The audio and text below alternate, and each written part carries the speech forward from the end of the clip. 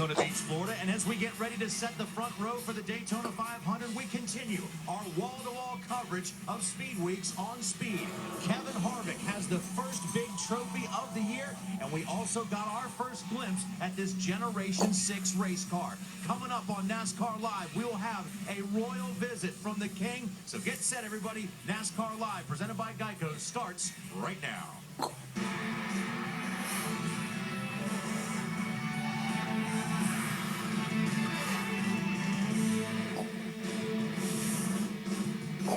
A day can make a big difference when it comes to weather in South Florida. It was warm just 24 hours ago.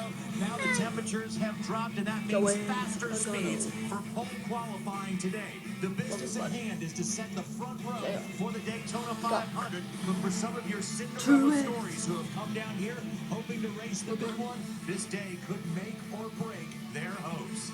Everybody wants to end up here in Victory Lane at the end of Speed Weeks, but only one driver will have that honor. Hello, everybody. I'm John Roberts. So glad you could be with us here on the frozen tundra of Lamball Field. Not really, but it's cold down here today, and it's a big difference from a couple of days ago. But, guys, cold temperatures mean more horsepower in these race cars. But, Jeff, the goal today is to win that Daytona 500 pole position because you get to celebrate that for a whole week. Yeah, you get to celebrate that. And the other good thing about it is the fact that it takes all the pressure off of you. You don't have to worry about what's going to happen the rest of Speed Weeks because you know you're going to run the Daytona 500. And that's so important to so many of these teams. And a lot of people have a lot of agendas, from Danica Patrick to Austin Dillon. They want to get themselves locked into this racetrack so they can start their quest to get back here to Victory Lane, Kyla. That's what it's really all about. Yeah, and I'm going to expand on this. And I'm going to say, from a driver's perspective, it's not about the driver today. It is not at all. It's about this man sitting right here beside of me and all the people back at the shop that build that car. This is a true team pole.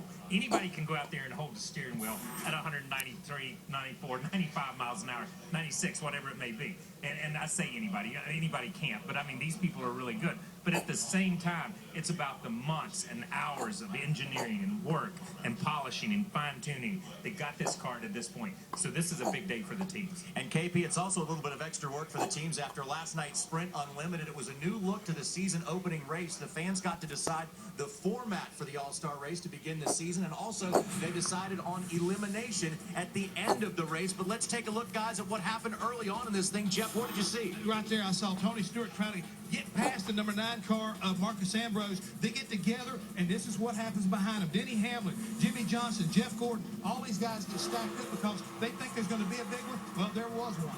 Yeah, there's really 2 wrecks almost, and one of them ends up not being a wreck, but it's just like Jeff says. You see the 14, he comes down across the front end of the 9 car of Marcus Ambrose. There's sparks. These guys check up.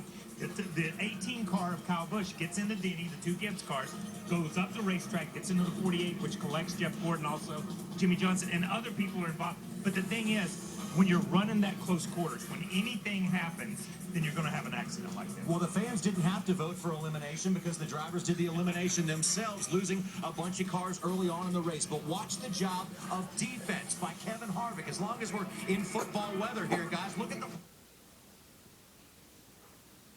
Racing, because down the back straightaway, he puts the block not only outside.